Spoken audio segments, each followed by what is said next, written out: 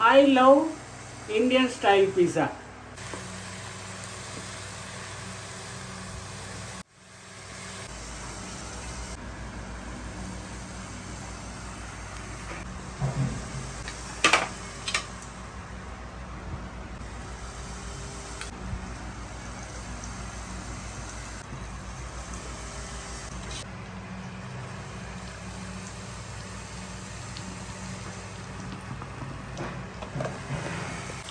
દેશી વિદેશી પિઝા.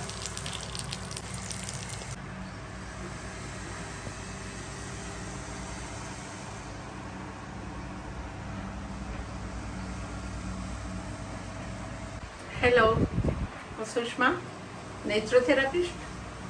મારા હસબન્ડ ડૉક્ટર અનિલ. આજે આપણે બનાવીશું પિઝા. નાના મોટા સૌના હોટ ફેવરિટ આજકાલ પિઝા થઈ ગયા છે. પિઝા અવનવી રીતે અલગ રીતે બને, અનેક રીતે બને. એકચ્યુઅલમાં ઇટાલિયન ડિશિસ છે પિઝા. અને તમને ખબર છે આપણા ઇન્ડિયન લોકોએ તો એને ઇન્ડિયન બનાવી દીધી. આપણે આપણો પોતાનો ટેસ્ટ, ઇન્ડિયન ટેસ્ટ એમાં એટલો મિક્સ કરી દીધો, મિક્સ એન્ડ મેચ. અને કદાચ હવે આપણને ઇટાલિયન પિઝા કરતાં આપણા ઇન્ડિયન પિઝાની જ રેસીપી બહુ ભાવશે. અને પિઝા બેઝ બનાવતા પણ હું તમને મારી ચેનલ લાઇબ્રેરીમાં છે એ પણ શીખવીશ. પણ આજે મેં તૈયાર પિઝા બેઝ લીધો છે. આ પિઝા બેઝ છે. બાળકો આવે ને ફટાફટ શું બનાવું તો બહુ હેલ્ધી થાય છે. આ પિઝા બેઝ છે. એમાં કાકડી, ગાજર, સ્પ્રિંગ ઓનિયન, સૂકી ઓનિયન, કોર્ન, મકાઈ બોઇલ કરીને, લીલા મરચાં અને લસણ લીધું છે. અને એક મારું આ સિક્રેટ ઇન્ગ્રીડિયન્ટ છે, તમે મારી ચેનલ લાઇબ્રેરીમાં જોઈ શકશો. મેં કાચી કેરીનું સિઝનમાં અથાણું બનાવ્યું હતું, પાણીચું. એ અત્યારે આમાં બહુ ફાઇન લાગશે. તમે ઇટાલિયન ડિશિસમાં ઓલિવ નાખો છો ને, આથેલા ઓઇલ, આથેલી કુકુંબર, તો આપણે આથેલી મેંગો. ઇન્ડિયન રેસિપીસ તમને સાથે ઇટાલિયન ટેસ્ટ તો આપવો જ પડે, એટલે લીધું છે. Butter, cheese, mayonnaise, tomato ketchup, Italian herb, oregano, green chilli flakes અને આપણે શેઝવાન સોસ, મરી પાવડર, મીઠું.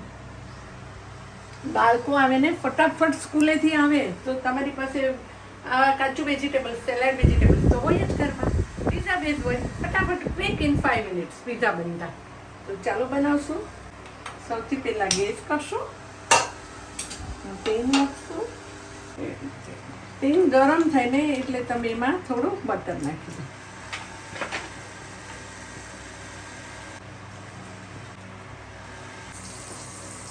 બટર થોડું પીગળે એટલે એમાં ઓનિયન નાખવું, જે સૂકી ઓનિયન, કારણ કે આપણે બધું આ કાચું વેજીટેબલ્સ છે.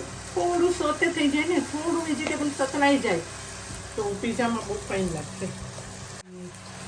ગાજરને પણ થોડી વાર લાગે. કેરોટ, વેજીટેબલ તમને પસંદ પ્રમાણે નાખી શકો છો. એ થાય એટલે આપણે આ મકાઈ નાખી દેજો. મકાઈના દાણા બધાને બહુ ભાવે. કોર્ન બાફેલી, આમાં તમે કેબેજ પણ નાખી શકો. જે તમારી પાસે હાજર હોય એ નાખી શકો. લસણ ખાતા હોય તો ઓપ્શનલ છે. લીલા મરચાં, કેપ્સિકમ પણ નાખી શકાય. એ શાક જે રીતે થોડું સોતે થાય, ચડે એ રીતે વારાફરતી નાખવાના છે. સ્પ્રિંગ ઓનિયન આપણે કાપેલી છે એ નાખી દો. અને ત્યાર પછી થોડી કુકુંબર, એના ગોળ ગોળ પીસ કર્યા છે. વેજીટેબલ્સનું કટિંગ પણ એટલું ઇમ્પોર્ટન્ટ છે. 1 ટીસ્પૂન મીઠું નાખો. થોડું ચીલી ફ્લેક્સ, જો બાળકોને ખાવાના હોય તો ચીલી ફ્લેક્સ ના નાખતા, તમારી પસંદ પ્રમાણે છે. અને મિક્સ હર્બ, ઓરેગાનો અને મિક્સ હર્બ છે એ નાખી દો. એટલે ઇટાલિયન ટેસ્ટ આપણો ડેવલપ થઈ જશે. ગેસ ધીમો કરો અને એને નાખી દો. 2 થી 2.5 મિનિટ થઈ અને બધું સતળાઈ ગયું છે. હવે તમે એને એક સર્વિંગ બાઉલમાં કાઢી લો.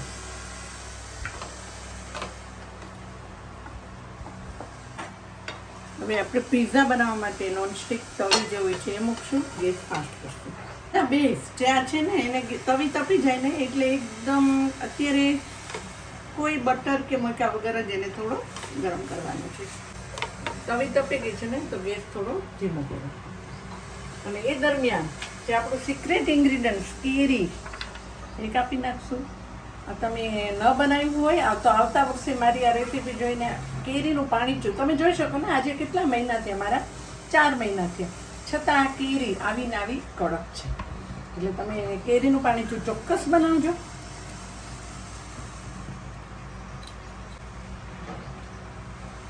પીઝા એક સાઈડ થઈ ગયા છે, તો બીજી સાઈડ પણ કરો. ગેસ ધીમો જ છે.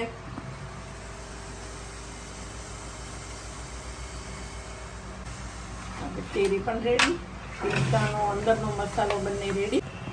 આ ટાઈપના થોડા ગરમ કરવાના છે, બંને બાજુ થઈ ગયા છે. હવે તમે એના ઉપર હવે બીજું કરો.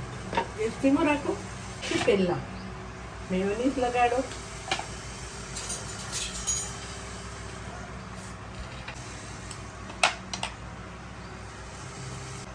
હવે ટમેટો કેચઅપ એ લગાડો, સ્પ્રેડ કરો. શેઝવાન સોસ જે તૈયાર છે એ પણ મારી ચેનલ મારો આજે તૈયાર છે. એ થોડો નાખો. એ તમે તમારા ટેસ્ટ પ્રમાણે કોણ કેવું ખાવાનું છે એ પણ સ્પ્રેડ કરો. ચીઝ થોડું સ્પ્રેડ કરો. નીચે પણ થોડું બેઝમાં ચીઝ આવશે ને, એટલે આપણે બધા વેજીટેબલને પકડી લેશે. થોડું બટર નાખો અંદર. અને આપણા જે મિક્સ વેજીટેબલ્સ એ બધા આમાં સ્પ્રેડ કરો. કુકુંબર તમને આમાં શો માટે આ જે તમને પીસીસ છે ને ગોળ ગોળ દેખો, જો આ કેટલું ફાઇન લાગે. ગાજર, લસણ, ગાજર, મકાઈ બધું જ તમને એકદમ ક્લિયર દેખાય. સ્પ્રિંગ ઓનિયન એકદમ હેલ્ધી. અને આપણું જે આ કેરી એ અંદર થોડી નાખી દો. ફૂલ ચીઝ ઉપર સ્પ્રેડ કરો.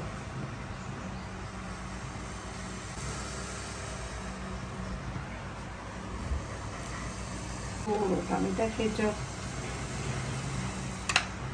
આપી છે. આ બીજો પીઝા આપણો બેઝ રેડી ગરમ. હવે એની અંદર તમે આ મૂકી દો. ગેસ ધીમો જ રાખવાનો છે. ઢાંકી દો. આપણો એક બનતામાં લાગશે 10 મિનિટ. ત્યાં આપણે બીજો પીઝા રેડી કરી દઈએ. સેમ ટુ સેમ રીતે આ રીતે બનાવવાનું છે. પછી તમે ઉપર કેચઅપ નાખશો. પીઝા લગભગ ચડવાયું છે. હવે આની ઉપર તમે થોડું આ સ્ટેજ આવે ને તમને ચીઝ ઉપરથી ખબર પડી જશે. એટલે તમે ફરી ઉપર થોડું બટર સ્પ્રેડ કરશો ને તો એકદમ ક્રીમીશ ટાઈપ એનું ટેક્સચર આવશે, ક્રીમીશ આવશે. એટલે થોડું બટર તમે ઉપર સ્પ્રેડ કરો. નાખી દો.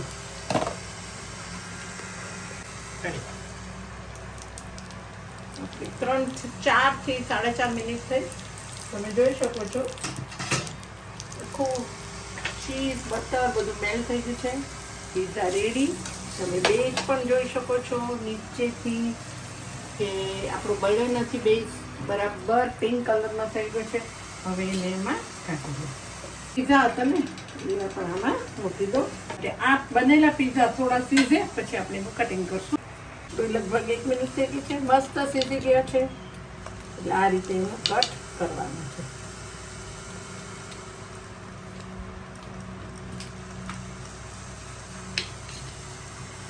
કટ કરવા વખતે તમારી સ્ટીલની ડીશ લેવી પડશે.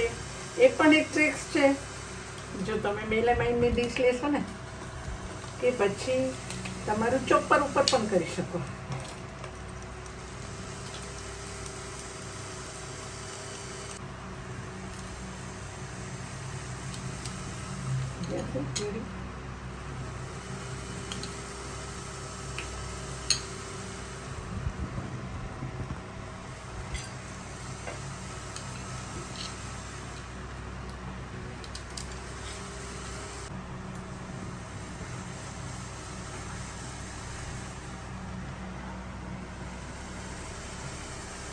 તમને પસંદ હોય તો ઉપર થોડા મરી સ્પ્રિંકલ કરો આ રીતે.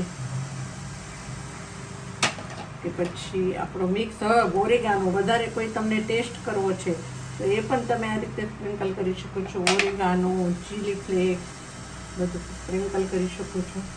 અને કેચઅપ પણ લઈ સાથે તમે નાનકડું કોલ્ડ ડ્રિંક્સ. Pizza ready. આપણું બીજા પણ બને છે, એ પણ બની ગયું છે. હવે ગેસ આપણે એને પણ ચેક કરી લઈશું. તમને બતાવી થઈ ગયું છે. ગેસ કરો બંધ. અને એ પણ આપણે એક સર્વિંગ ડિશમાં કાઢી લઈશું. ઠંડો પડે પછી એને પણ કટ કરશું. ડૉક્ટર સાહેબ જોશો આપણા pizza, Indian style pizza. I love and my favorite Indian style pizza with thumbs up.